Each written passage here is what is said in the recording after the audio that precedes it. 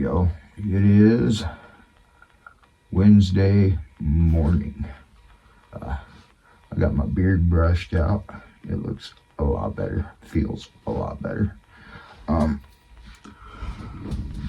We've got, I counted them up last night. We've got a total of 17 sets out. So we're actually getting a line built up. It is Wednesday. I've got to pull Friday. Try to get out of here Friday night, maybe Saturday morning. Depending on what's what. But we are getting a decent line built. With that being said, out of those 17, there's 4 Bobcat sets out.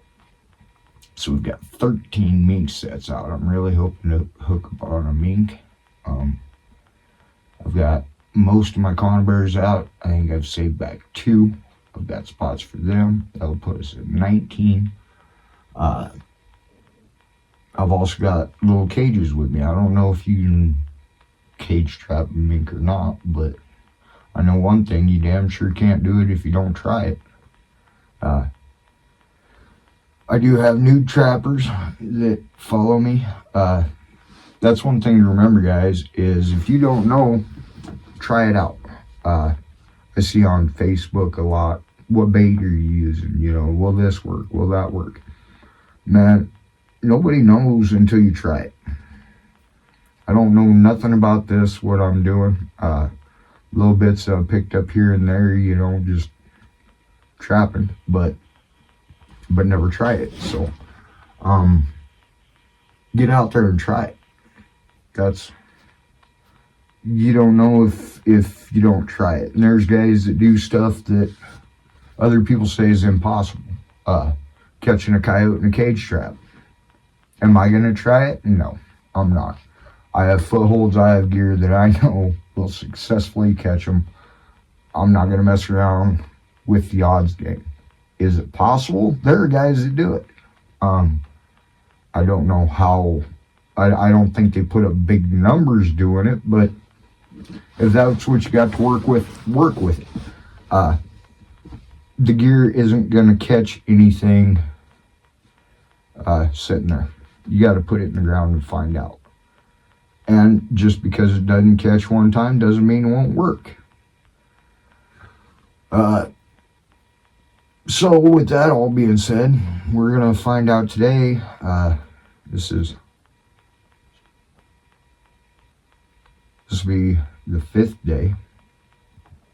So hopefully we'll get at least one catch today. That'd be amazing. If I can get one catch for this trip, I will be excited. Like, that's what it's about, guys. Coming up here, I've had a heck of an adventure so far. Been through some canyons and some draws and chased some critters that I've never chased before. I still haven't even seen this little critter, and I have been at its freaking holes, its toilets, it's everything.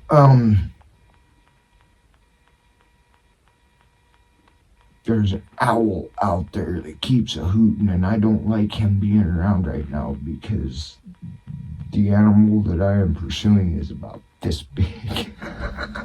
If he's caught in a trap, I really don't want to get there and find big old wing marks right where the trap was and everything gone. With that being said, conibears and stuff, guys, stake them down, because otherwise you'd show up and whole thing be gone. Which an owl could take the branches that I've been using for drags out here, so he needs to get out of here. Anyway, been following tracks. The tracks are real hard to even distinguish here. Everything's powder, so as soon as the animal steps there, moves their foot, the powder comes in. You can't tell what's stepped there. What I've been using is, well, like on these little mink, you can tell where they're jumping, and then you can tell where they stand up and jump, which a rabbit will not do. I can tell that it's a mink because it's running in on the water. It's not a squirrel. And it's going into the water in certain spots. Now, I didn't bring waders with me or rubber gloves, and it's been negative 27, 20. Today it's supposed to warm up again. Yesterday was like 25. So today's supposed to warm up about that again. But still, I'm not getting in that water. It's just not happening without the proper gear. Which, if I ever come back up here, I'm gonna bring different stuff. With that being said, that's another thing. If you're ever going on like a trapping trip, hunting trip, whatever, bring a different gear. Bring different traps. Bring different guns. If you're bringing a rifle, bring a shotgun. Bring a 22. You just never know how stuff's going to turn out when you get there, and there's opportunities that can come up that you don't want to miss out on. If you're going on a hunting trip, take a fishing pole with you. Man, what the heck? Like, seriously, guys. If you're going, just take other gear with you. That way, while you're there, you have a chance to catch that opportunity as it comes up.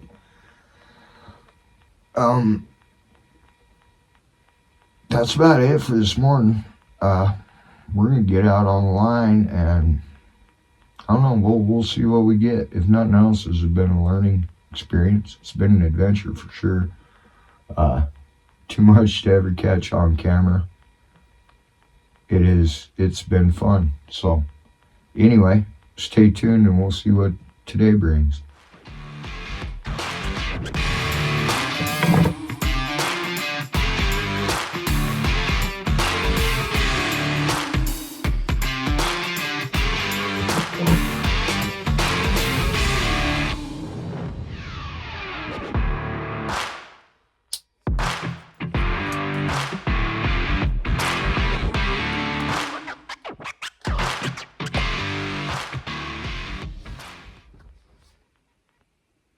Alright, y'all. We are getting ready to head out. I've got conibear in that pocket, pliers in that pocket. I got snares and wire in that pocket. That's a foothold in that pocket. I'm gonna carry the last of the conibears with me. I got salmon oil in a pocket. I got some Bailey Hollows from Michael White from Sawmills Creek. I've been using that. I don't know if that's even what it's made for. The label's off of it. I know that it's not made for coyotes, but I catch a lot of coyotes off of it. I think he made it for Fisher or something like that. But it is like a weasel type. So I don't know. I'm trying it out. Let's see. Right there is a cage trap that I already set out this morning. That's right where I'd seen them tracks going across. I don't know what the hell that was, but I don't know. You can catch it in a cage, but we're gonna give it a shot. So there's a cage right there by camp. I'm not gonna grab a rifle because I'm traveling light through the hills. I do have my 22 on me, of course. Let's get after it and see what the day brings.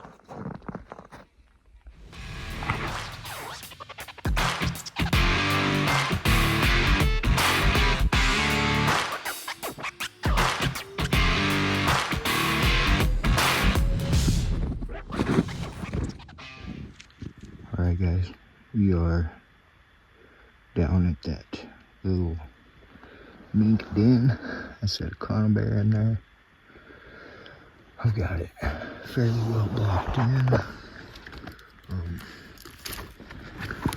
probably put another stick right there. Okay. I've got it fairly blocked in to where that head ought to be where he thinks is still clear. So I've got a foothold set up over there. I just set another one up over that stump right over there. So kind of gang setting on the little shit, and we'll see if we can catch it. All right.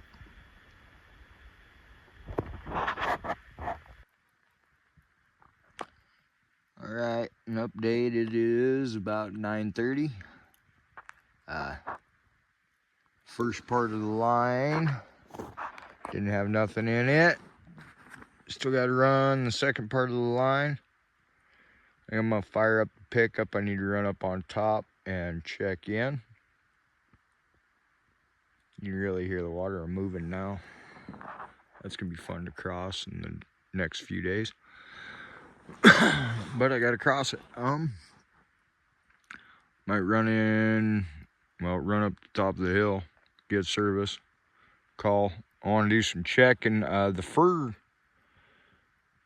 trade museum is only like an hour away from me, so I want to check to see winter hours on that. I've always wanted to go check that out, and I am just kind of enjoying shit, so I might run over that way. We'll just have to see if they've got winter hours and if they're even open and how long it'd take to get there and stuff, because I've still got the second half of the line to run. But I thought about that last night, and I've always wanted to check that place out, so might have to see if I've got time enough to run do that yet today. I don't know. Anyway, Trapping Camp 2024. Holy shit, we're all getting old.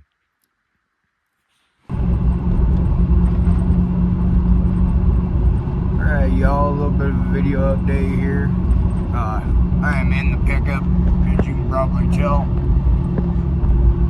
I come up to the top to check the weather and check in. And while I was up here, I also wanted to check and see how far I was from the Fur Trade Museum that I've been wanting to go to. Turns out, just now Googled it, it is like 55 minutes from here, guys. It's not even 60 miles from here. I'm already up on top. I'm gonna freaking haul ass that way, and I'm gonna go check this museum out. Might as well. Seems like a good idea, so that's what I'm doing.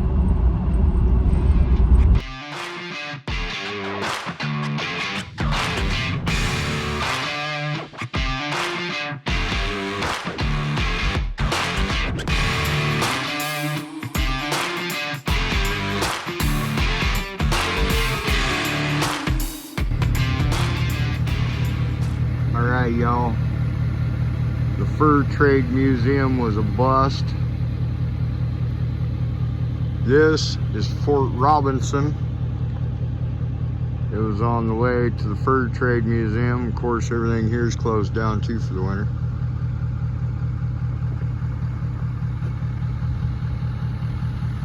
But Zane and I will be back this summer to go visit the Fur Trade Museum. That looks pretty cool. And then we'll stop by up here. We'll make a weekend of it and come up here and check this out a little bit closer. All right, I need to get back out on the line.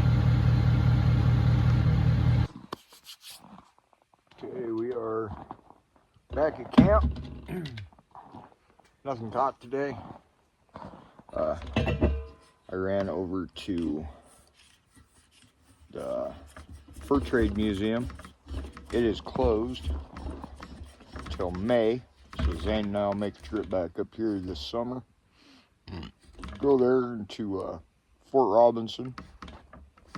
Right now what I'm doing is filling my little bottles. Hook that up to there. Go like that.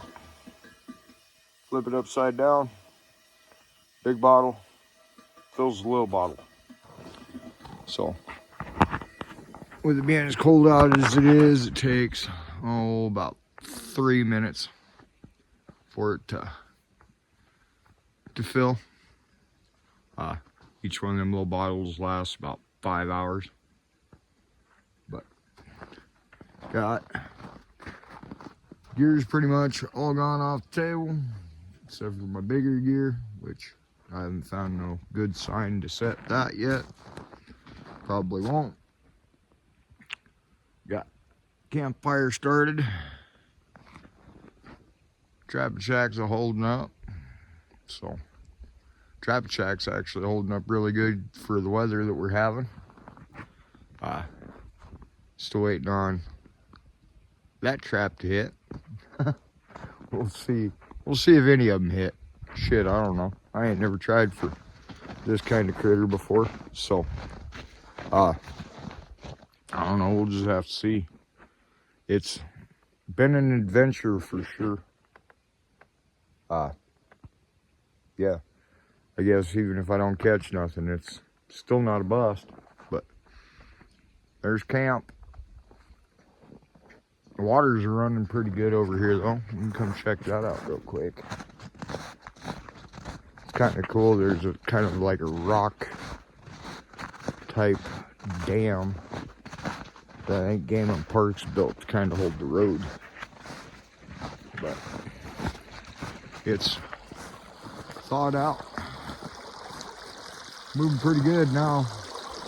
But I'm able, there's rocks right there. There's rocks I'm able to step across, get across. But then the bottoms of my boots get wet and it turns to ice, so there's that. Anyway, kind of nice to listen to at night. I'm gonna get some bottles filled and get some dinner made and some coffee made, and we'll check all in with y'all for the end of the night. All right, y'all. It is the end of day 5. It is about 5 o'clock. You can tell it warmed up a little bit. It's kind of nice. I'm able to air out a little bit. Feels good. Yeah. Today was kind of a bust. I went up top to get service, check in, check the weather and stuff. And while I was up there, I went ahead and Googled the Fur Trade Museum in Chadron, just see how far it was and stuff. And it was only like an hour away. So I took off and hauled ass that way. According to Google, it was open. So I hurried up, hauled ass that way.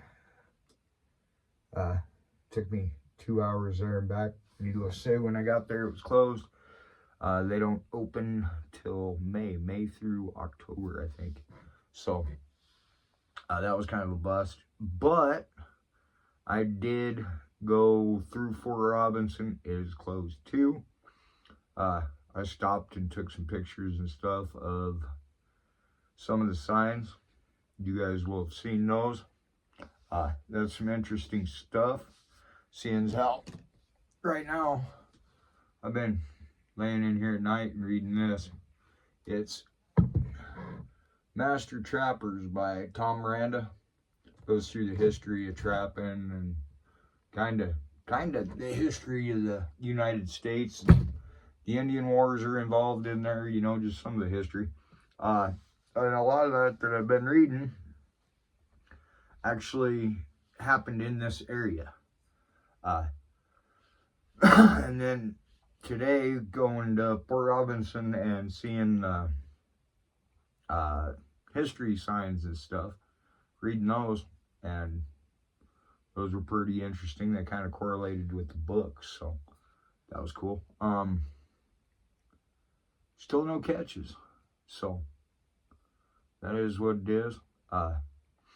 I'm not judging this trip as a success on whether or not I catch anything. This is all new. So if if I was up here trapping coyotes and I wouldn't catch anything, I'd be getting really discouraged. Because I know how to catch coyotes. That's just, if there's a coyote there, I can catch him. But mink are something else. And I'm down here where I don't have any way to really research them. I'm just going off of what I'm seeing and kind of what I've heard in the past. So, I don't know, we'll just have to wait and see. I may not hook up this whole trip, which would be kind of a bummer, but it wouldn't be a wasted trip because I'm here checking out the trapping shack, which it is doing exceptionally well. I think it's like 20 degrees out there, 15, 20 degrees out there. I got a heater going. I'm plumb warm in here. Warm enough that I'm actually able to get some air on the skin. It feels really good. Tomorrow, all my mink gear's in the ground. So there ain't nothing left to set there. Carbon monoxide alarm. Must be just letting me know that it's working. It does that every now and again. When it actually goes off, yeah, it annoys the shit out of you. Get you one though, for your house or whatever, like $30. I think that thing saved my life. I've actually had to go off a couple times in here when I was going a little overboard with heaters and stuff, but I just open the door, get some air, and yeah, that little door with this compartment, it don't take very long to, yeah, but I think it's telling me the battery's going low, actually.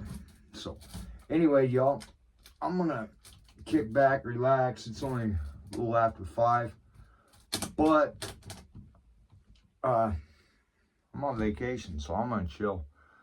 I'm gonna sit back, relax. This is what I got for dinner tonight. Last night was biscuits and gravy. I really like biscuits and gravy. It wasn't bad, but it wasn't great.